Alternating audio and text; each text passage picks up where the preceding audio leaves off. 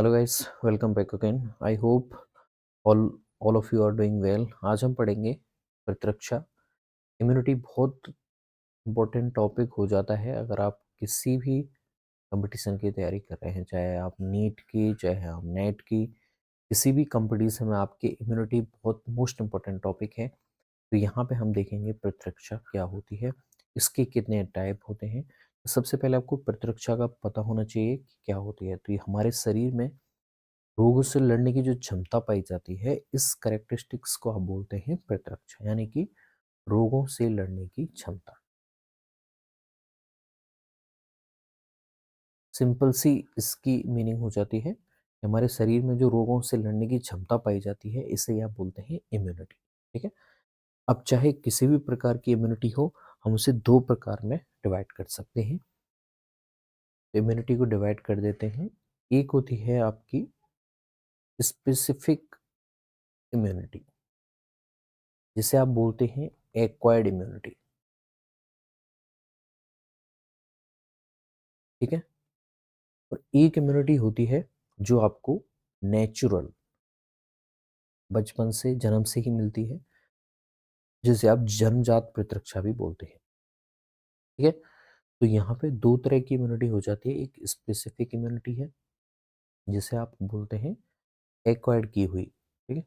Acquired immunity भी बोलते हैं इसे। नेचुरल इम्यूनिटी होती है, वो मिलती है जन्मजात। आप इसे इस तरह से समझ सकते हैं, जैसे आपको जन्म से जो अपने पिता से विरासत मिलती है, जो प्रॉपर्टी मिलती है, वो कौन सी इम्यूनिटी है आपके, वो आपकी कौन सी है, नेचुरल टाइप की आपकी विरासत होती है, जो आपको बचपन से ही, जन्म से ही आपके लिए जानी है, ट्रांसफर होनी है। एक जो आप अपने जन्म के बाद में एक्वायर करोगे, आप अर्न करोगे, उस प्रॉपर्टी को खरीदोगे, तो वो कैसी स्पेसिफिक जो आपने एक्वायर की है। ठीक है। इसीलिए ये विशिष्ट होती है, आपके लिए विशिष्ट है। नेचुरल वो तो सबको मिलती ही है, लेकिन स्पेसिफिक इम्यूनिटी सब में अलग अलग हो सकती है। ये संक्रमण के आधार पर डिसाइड करेगी आपको। ठीक है। अब हम आ जाते हैं, जो जन्मजात प्रतिरक्षा होती है, वो भी दो तीन प्रकार की होती है। उसको लेके हम ज़्यादा जैसे इंटरफेरोन है, मैं यहाँ पे एग्जांपल दे देता हूँ इसके बारे में, कि कुछ संरचनात्मक घटक हैं, जैसे हमारी त्वचा है। ठीक है। म्यूकोसा है, आंखों में आंसू हैं, लार है, पीएच हमारे शरीर का, टेम्परेचर बढ़ जाना। ठीक है। ये सब कैसे हैं, ये संरचनात्मक आपके घटक होते हैं।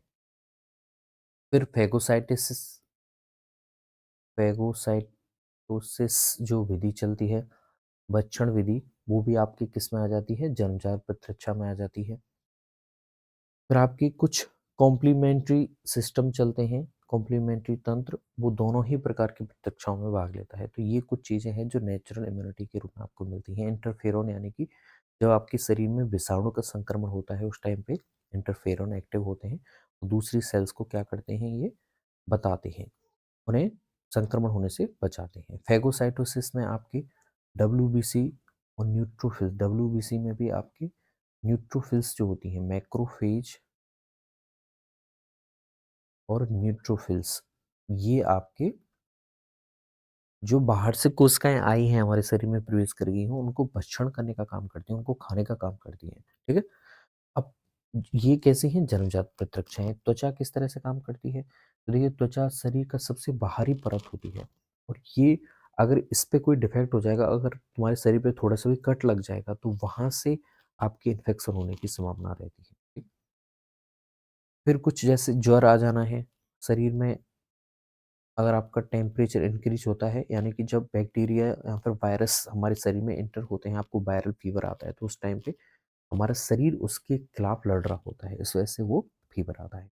पीएच है, शरीर के अनेक भागों की अम्लीय पीएच भी जीवाणुओं को वृद्धि रोकती है। अम्लीय जो पीएच होती है, वो भी जीवाणुओं की वृद्धि को रोकने का काम करती है। जैसे मुख है, अमाशय है, इनकी जो अम्लीय पीएच होती है, वो भी करती है। इसके अलावा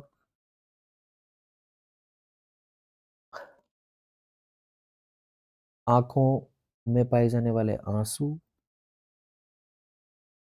लार, इनमें लाइसोजाइम एंजाइम का स्रवण होता है जो बैक्टीरिया के इन्फेक्शन को रोकने का काम करता है, क्योंकि हमारी आईज हैं, मुख हुआ ये ओपन है, तो यहाँ पे बैक्टीरियल इन्फेक्शन होने की ज़्यादा संभावना आपको देखने को मिलेगी। ठीक है, तो ये कुछ जन्मजात प्रतिरक्षा हैं जो सब में मिलती हैं, इसमें कोई किसी भी जंतु में भेद नहीं होता है, सभी में ये मिलती हैं। लेकिन स्पेसिफिक जो इम्यूनिटी होती है वो सब में अलग-अलग आपको देखने को मिलेगी। अब इसके हम टाइप की बात करें, तो ये 2 टाइप का होता है, एक होती है एक्टिव और एक होती है पैसिव। ठीक है? अब एक्टिव भी 2 तरह की होती है, कौन-कौन सी? एक होती है नेचुरल और एक होती है आर्टिफिशियल। अब देखिए नेचुरल कैसी होती है? ये होता है जैसे आपके शरीर में कोई इन्फेक्शन हो गया,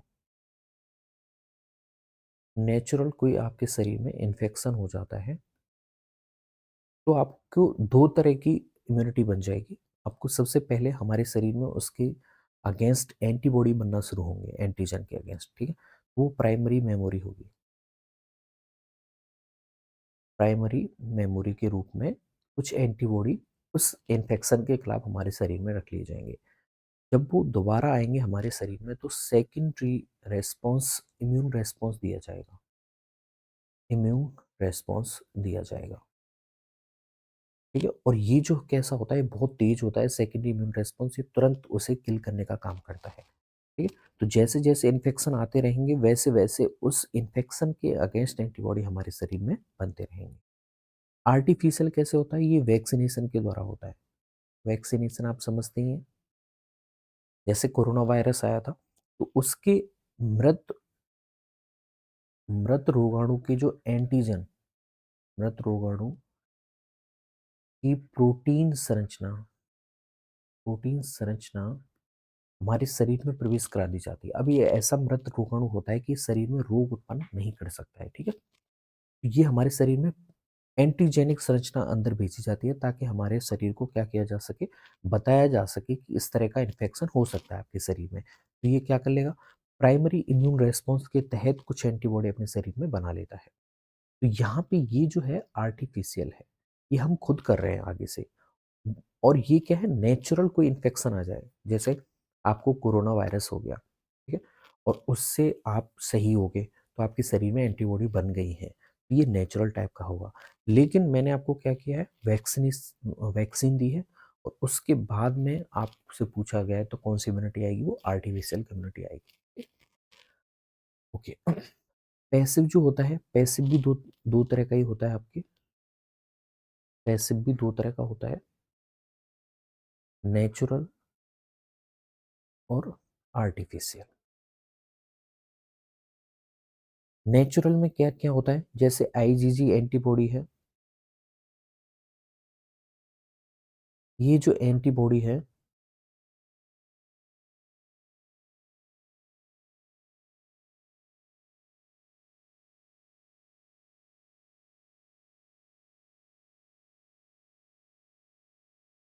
हाँ, तो वैसे देखिए, अब जैसे ये इम्यूनोग्लोबिन जी वाली जो एंटीबॉडी है, ये प्लेसेंटा को पार करके माँ के प्लेसेंटा से जब बच्चा पल रहा होता है, उसके अंदर ये डायरेक्ट ट्रांसफ़र होती है। तो ये बनी हुई एंटीबॉडी किसमें जा रही है? प्लेसेंटा के माध्यम से भ्रूण में जा रही है, एम्ब्रियो में जा रही है। तो एम्ब्रियो को यहाँ पे कोई काम नहीं करना पड़ रहा है, इसीलिए ये इम्यूनिटी क्या कहलाएगी? Passive immunity. उसे बनी हुई एंटीबॉडी आप उसे परोस रहे हैं। जैसे मैं आपको यहाँ पे बनी हुई चीज़ें, सारी चीज़ें दे रहा हूँ, नोट्स पढ़ा रहा हूँ और ये कैसी है? Passive immunity. लेकिन आप खुद मेहनत करके जब नोट्स बनाएँगे तो वो कौन-सी इम्यूनिटी होगी? एक्टिव टाइप की मेहनत होगी आपकी, ठीक है? तो उसी तरह से इम्यूनिटी आप एनालॉजिकल तरीके से देख सकते हैं। अगर आपके शरीर में इन्फेक्शन के बाद में आपको एंटीबॉडी बनानी पड़ रही है, तो वो एक्टिव इम्यूनिटी है।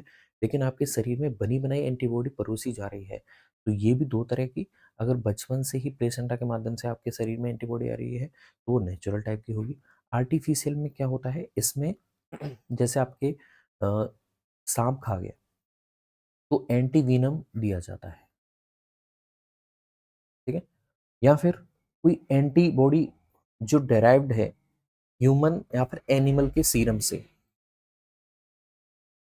ह्यूमन या एनिमल के सीरम से कोई एंटी सीरम बनाया हुआ है, ठीक है, तो वो एंटीबॉडी ऑलरेडी बनी हुई है और वो आपके शरीर में भेजी जा रही है, वो जाके बस उसे काम ही करेगी वहां पे। तो ये जन्म के बाद में आपको दी हुई है, इसीलिए इसे एक्वायर्ड इम्यूनिटी कहेंगे। लेकिन आपके शरीर को यहाँ पे कोई काम नहीं करना पड़ रहा है, तो आपके शरीर को जब एंटीबॉडी बनाने के लिए मेहनत नहीं करनी पड़े, बनाने के लिए मेहनत ना करनी पड़े, तो उसे बोलेंगे पैसिव इम्यूनिटी। और जब आपके शरीर को मेहनत करनी पड़े, चाहे वो इन्फेक्शन के बाद में बनाए, चाहे वो आपको वैक्सीनेशन देने के बाद बनाए, तो वैक्सीनेशन में भी एंटीबॉडी नहीं दे रहे हो आप, यहाँ पे आप दे रहे हो एंटीजन, इसीलिए ये आपके अंतर हो जाता है। तो ये आपके हो जाता है इम्यूनिटी के प्रकार। तो 2 तरह की प्रतिरक्षा हमने यहाँ पे देखी है। आई होप आपको समझ में आई होंगी। बेसिक से समझाने की ट्राई की है मैंने। अगर यहाँ पे अभी भी आपको कोई कन्फ्यूज़ हो तो मुझे कमेंट में बता सकते हैं। मिलता हूँ नई ऐसी ही छोटी-छोटी वीडियो के साथ अगली वीडियोज़ में। तब तक लेता हूँ अलविदा, धन्यवाद।